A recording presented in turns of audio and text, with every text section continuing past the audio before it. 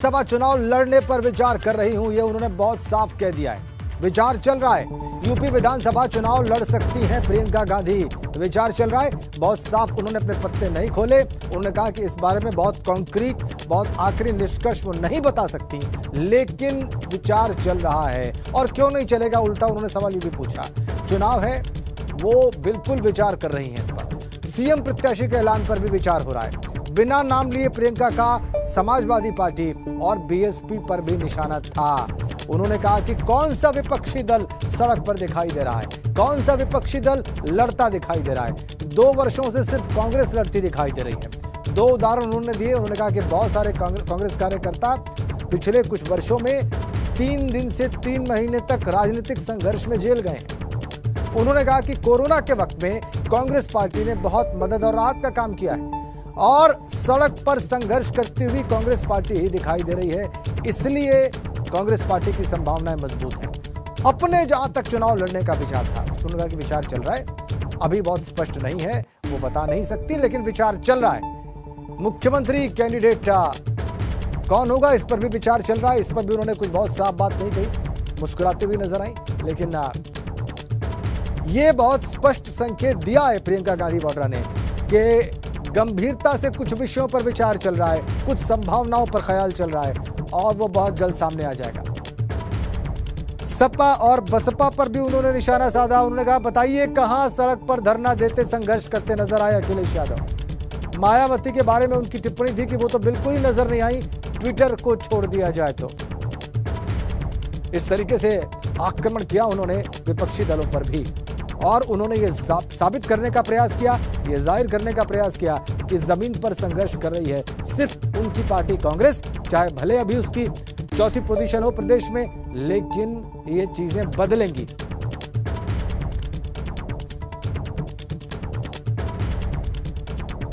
सीधा अब हम लखनऊ चलेंगे। शैलेश अरोड़ा हमारे सहयोगी लगातार कवर करते रहे कांग्रेस पार्टी को और प्रियंका को जब से वो सक्रिय हैं, और उनसे हम जानेंगे कि इस दांव का मतलब क्या है। शैलेश, हमने बहुत सारी बातें सुनी, बहुत सारी बातें मुस्कुरा कर कही गई, बहुत साफ नहीं कही गई, लेकिन उनमें एक इशारा था कि ये इस दिशा में बात चल रही है। शैलेश, 40% टिकट देना महिलाओं को उत्तर प्रदेश जैसे राजनीतिक रूप से जागरूक राज्य में, यह अभूतपूर्व होगा किसी भी राजनीतिक दल के लिए। ख्याल ही अभूतपूर्व है, जब इंप्लीमेंट होगा तो और भी ज्यादा ये अपने आप में विशेष हो जाएगा।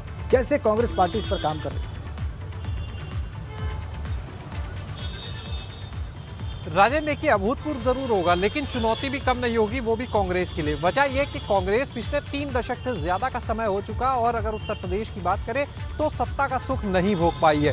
इसकी वजह से आप देखिए, अगर पिछले कुछ समय में तो कांग्रेस से जिन लोगों ने नाता तोड़ा है, जो बड़े चेहरे जिन्होंने नाता तोड़ा है, वो तो आप तमाम गिना लेंगे, लेकिन अगर आप उन चेहरों की बात करें जो दूसरे दलों से कांग्रेस में आए हो बड़े नाम, तो वो आपको ढूंढने में बहुत समय लग जाएगा। यानी कह सकते हैं कि एक जो बड़ी लड़ाई होगी वो ये भी होगी कि आपको पहले चेहरे चाहिए।